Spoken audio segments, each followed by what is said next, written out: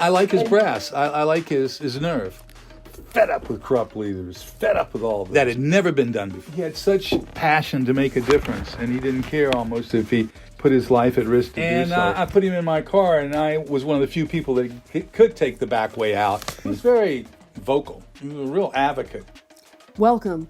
This is episode 2 of Who Killed Haing Ngor, a real-time and crowdsourced podcast in which we explore the lingering questions about the murder of Dr. Haing S. Ngor, the doctor, political activist, and actor who's probably best known for his role in the killing fields.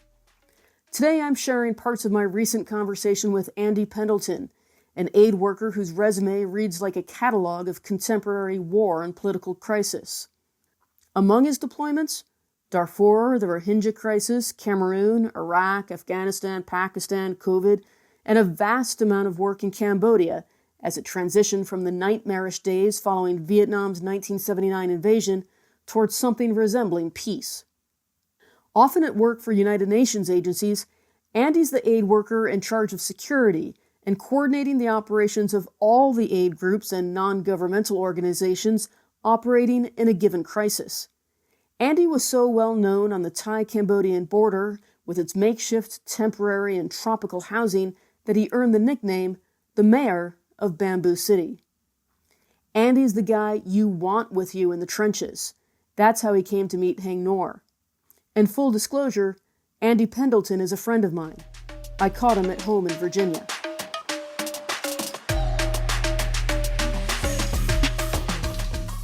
A quick history recap. The Khmer Rouge, headed by Pol Pot, took control of Cambodia in April 1975. Nearly 4 years later, in January 1979, Vietnam invaded, forcing the Khmer Rouge from power. Senior Khmer Rouge and thousands of their fighters retreated to remote pockets of territory along the Thai-Cambodian border, Cambodia's Wild West. Hundreds of thousands of ordinary Cambodians also fled for what would become a constellation of refugee camps also along that same border.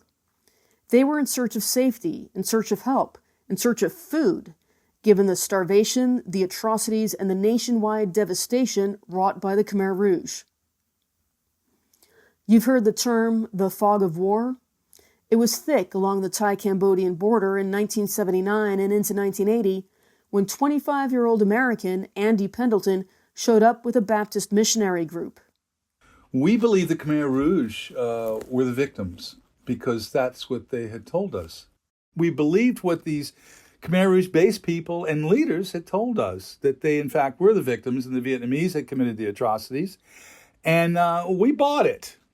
In fact, I remember one day at a UNHCR meeting, I had a girlfriend, she was French, and she showed up with a complete Khmer Rouge uniform on.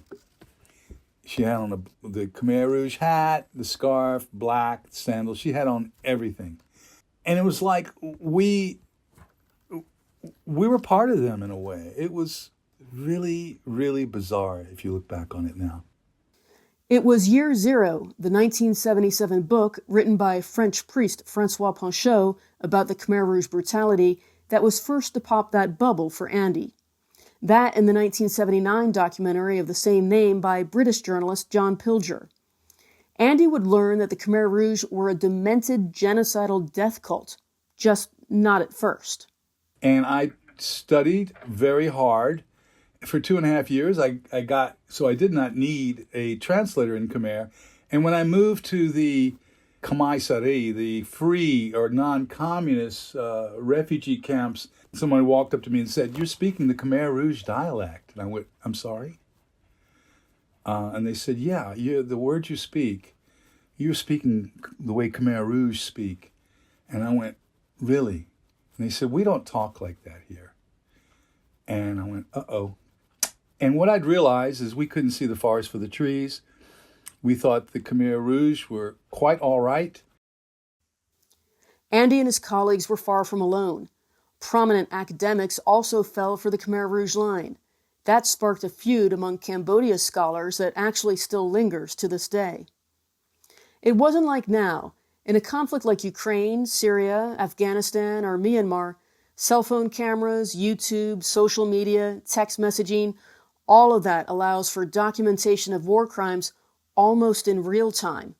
In fact, in policy and human rights circles these days, you hear about the over-documentation of war crimes in Ukraine.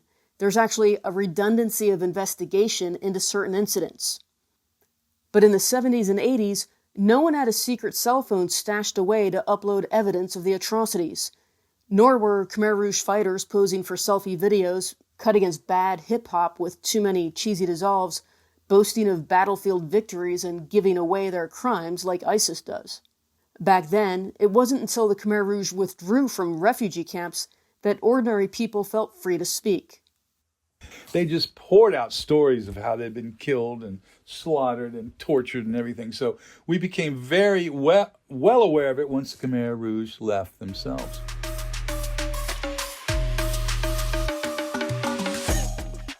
In 1983, Andy had moved on to UNBRO, the United Nations Border Relief Operation, for what would become some defining years of his career. The Khmer Rouge weren't the only armed faction to control refugee camps and to fight in the Civil War. I'll skip the alphabet soup of acronyms for the moment, but there were royalist fighters and a self-proclaimed Liberation Front, forming two non-communist armed factions. It was also the Cold War. China funded the Khmer Rouge. The U.S., meanwhile, was funding the non-communist groups against the Vietnamese. In Cold War logic, that makes perfect sense. Communism, bad. But that's only if the U.S. stopped there. Washington actually funded the Khmer Rouge, communist fundamentalists, because the U.S. was still overwhelmingly pissed off at Vietnam, which had sent U.S. troops packing just a few years before. They didn't want Vietnam to expand its power by turning Cambodia into a protectorate, a vassal state, like it was trying to do. And the Soviets? They were on the side of Vietnam. So Cambodia was a proxy war between the great powers. Again, just like Syria and just like Afghanistan. The refugee camps were pawns. And how many camps were there altogether? Oh my goodness. Ones that were recognized by the UN, 9 recognized by the UN, but an additional 26 others, and an undeterminable actually amount, were hidden base camps. But in essence, the problem with the camps is that the guerrillas conducted warfare from the heart of these camps. And the Vietnamese knew that. And so when they conducted forays right out of the refugee camps, the response to that would be to shell the camp. And so needless to say, it's pretty horrific when refugee camps get shelled indiscriminately and you've got massive amount of wounded and evacuation going on. For the record, shelling refugee camps in that manner, even if there are guerrilla fighters hiding inside, is a war crime. It was a very different time, and UNBRO was a very brassy organization. But we would actually lead the refugee camps under a blanket of artillery shell fire to safe haven in Thailand. Very brassy. And how many times did you have to? I did that 7 times. UNBRO did it something like 54 times during the dry season offensive of 84-85. 1984. That's when The Killing Fields came out. And 1985 is when Haing Ngor won his Oscar. With the weight of celebrity behind him, Ngor teamed up with Dith Pran, the New York Times assistant reporter upon whom the movie is based, to push Washington and the United Nations and other powers for more assistance to the camps. The Ronald Reagan Presidential Library has released footage of their meeting with the former president on YouTube, which I'll put up on whokilledhaingnor.com. Perhaps not surprisingly, Haing Ngor soon visited the Thai-Cambodian border. It was 1988. Andy knew who he was. In fact, the film's casting agents had visited the camps looking for fluent Khmer speakers to play small parts in the movie, which was shot in Thailand. Andy didn't get picked. But when bootleg VHS copies of The Killing Fields began to circulate, he and his UNBRO friends all managed to see it. By now, Andy had won his nickname, the mayor of Bamboo City, for his work in the Site 2 refugee camp. With close to 200,000 people, Site 2 was the second most populous Cambodian city. Only it wasn't in Cambodia, it was in Thailand.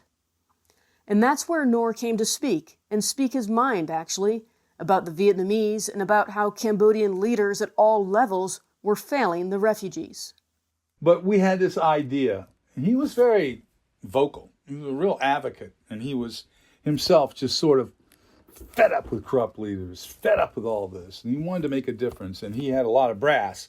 And so I didn't know he had that much brass, but we invited him to speak on Human Rights Day in Site 2, and he got up there on a microphone, and he let everybody have it.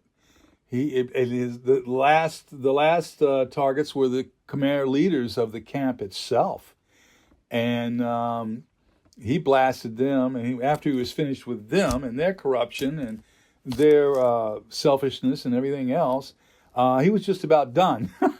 And so people came to me and said, "Look, you better get him out the back way, man. This guy just put himself in a lot of heat here." He didn't pull back on anybody. He blasted them all. Was his visit useful? You know one thing? It allowed a Khmer to come into Site 2 and lit off the chain and blasted everybody. And that had never been done before. And it was never done after that. And people loved it. He said what a number of the refugees were thinking in terms of how the camps were being run and corruption and being sick and tired of being a refugee? Oh, yes. Absolutely. Absolutely.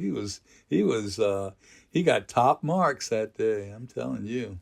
Did people respect him at this time because of the movie, or did they think of him as, Mr. Hollywood? I'm not sure how much they recognized him as that. I'm not sure how many bootleg copies were in the camp and so on. After that, yes. But before that, I'm not sure they knew entirely who he was.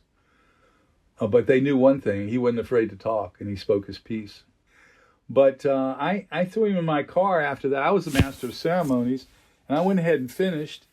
And I put him in my car, and I was one of the few people that could take the back way out. The Thais didn't mess with me. We went into Oranje Patet and had dinner and had a few beers together. I enjoyed his company, and we met in Phnom Penh later as well.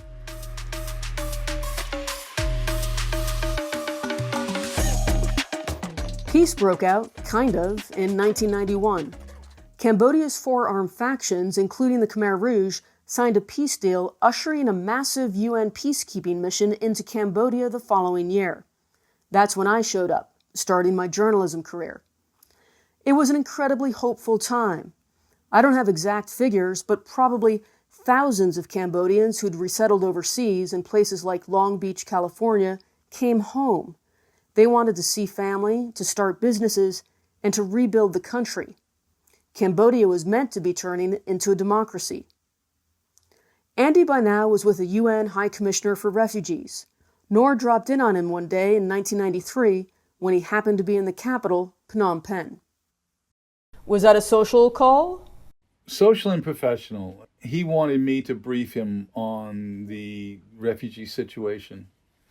He wanted to know about the people in Site 2 and where they had gone. And so we pulled out some maps, some resettlement pattern maps. We looked at the demographics and stuff. And I didn't have a whole lot of time that day, but I just pushed it all to the side and talked with him. And he really appreciated it. The next time I saw him was in the Royal Phnom Penh Hotel. That's when I saw him with the diamonds and jewelry around a lot of very wealthy-looking Chinese people. Ngor was murdered in Los Angeles in February 1996. 3 members of the gang, the Oriental Lazy Boys, were convicted and went to prison for killing him. I was horrified. I was so disappointed and sad. And I just didn't understand why. And there were rumors flying everywhere. So I never really understood what had happened. And because I'm chasing up leads, can you tell me what were the rumors that you heard about the murder? Owed people money, went over his head. I saw him a couple times in Phnom Penh. He had a lot of gold and diamonds and stuff on. I don't know. It's up to him. But, I think that he had such passion to make a difference, and he didn't care almost if he put his life at risk to do so. But when he came into Phnom Penh, I saw the people he was hanging around with.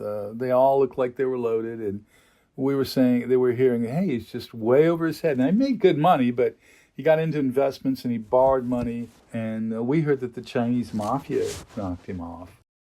Those are the rumors. Ngor had gotten tangled up in illicit Chinese money, and this was a contract killing. Those rumors made it into local news stories about the murder. I'll put a link on the webpage to an article in the Phnom Penh Post, a prominent English-language newspaper at the time. The outspoken Ngor was characterized as a polarizing figure. Still, the Post says some people wanted him to make a political run, offers he reportedly turned down. Andy doesn't know for sure what happened, and at this point, neither do I. But I think those questions deserve more attention. Funny, friendly, polite, generous. And of course, I have relatively limited exposure to him. We got to know each other pretty well those 3 or 4 times, but these are just my impressions. And I really liked him. I like his brass. I like his outspokenness. I like what he stood for that day in sight too. And I don't know. I admire the man. That's all I can say.